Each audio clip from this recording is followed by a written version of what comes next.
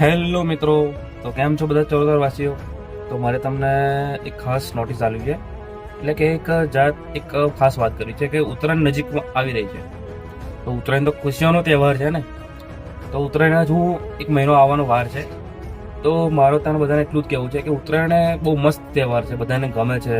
પતંગો ચગાવવાનો બધાને શોખ હોય છે, અને 80-90% લોકોને બધાને ગમે જ છે ઉત્તરાયણ. તો મારે તમને એટલું જ કહેવું છે ખાલી કે ઉત્તરાયણ આવી રહે છે, ખુશીઓનો મોકો છે. તો તમે રસ્તા પર સાચવીને ચાલજો, કારણ કે આ જે ચાઇના દોરી આવે છે ને, એના કારણે ઘણા બધા અકસ્માત ઘણું બધું થતું હોય છે, અને જેના કારણે ઘટના સ્થળે જ વ્યક્તિઓનું મોત થઈ જાય છે, અમુકને ઈજા થાય છે, અમુક પડી જાય છે, ઘણું બધું નુકસાન થાય છે. તો તહેવાર દુઃખમાં બદલાઈ જાય. તો એના કારણે એક ખાસ એક સળિયો મળે છે. તો તમારા બાઇક હોય, એક્ટિવા હોય, ગમે તે હોય, તમે એના પર 2 વ્હીલ સાધન પર તમે લગાવીને જાઓ અને શાંતિથી ધીમે ધીમે તમે જજો. તો જેના કારણે તમે તહેવાર બી તમે શાંતિથી ઉજવી શકો, તમને ત્યાં દુઃખ પણ નહીં પડે, તમને કંઈ તકલીફ પણ નહીં પડે, શાંતિથી. કેમ કે આ ચાઇના દોરી છે ને, ઘણું બધું કરી શકે છે.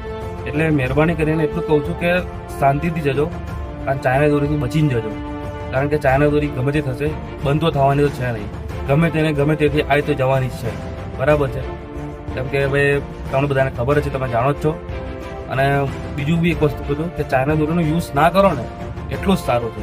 જેટલા બી લોકો મારી વિડીયો જોવો એમને એટલું જ કહેવું છે કે ચાઇના દોરીનો ઉપયોગ ના કરવો. કારણ કે માણસો એટલા નહીં, પશુઓ, પક્ષીઓ, ખાસ કરીને વધારે પક્ષીઓ વધારે હેરાન થાય છે.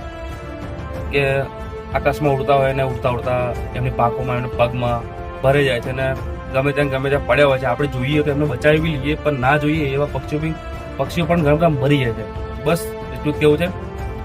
અને એવું નહીં કે ચરોતર વાસીઓને બધાને ટોટલી કે સાચવીને ધ્યાનથી